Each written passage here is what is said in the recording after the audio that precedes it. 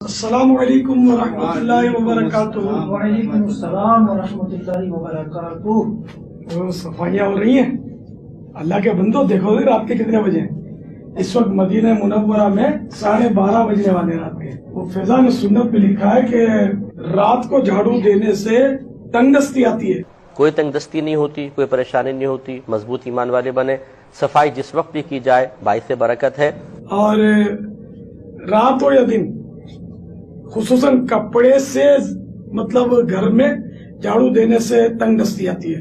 جی یہ بالکل غلط ہے، یہ توہم پرستی ہے۔ جو ضعیف الایمان قسم کے لوگ ہوتے ہیں ان کے یہ خیالات ہوتے ہیں کہ شاید جھاڑو اتنی مؤثر ہے کہ آپ صفائی جیسا پاکیزہ کام بھی کریں تو اس کی نحوست ایسی ہوگی معاذ اللہ ثم معاذ اللہ کہ گھر میں بے برکتی ہو جائے گی۔ تو یہ گناہ تو نہیں ہے، لیکن تنگ دستی کے اسباب سے بچنا چاہیے۔ یہ بالکل غلط ہے اور جاہلانہ اقدام ہے۔ ایسی کوئی روایت موجود نہیں ہے اور کوئی تنگ دستی کے اسباب میں سے یہ نہیں ہے۔ صفائی ہوتی ہے، میں دبئی میں بارہا گیا ہوں، رہا ہوں، رات ہی رات میں پورا شہر کلین کر دیتے ہیں، صبح آپ اٹھیں گے تو سب کچھ صاف ہوگا۔ تو وہاں پہ تنگ دستی ہو رہی ہے، وہاں پہ تو پھر خوب پیسہ ہی پیسہ ہے۔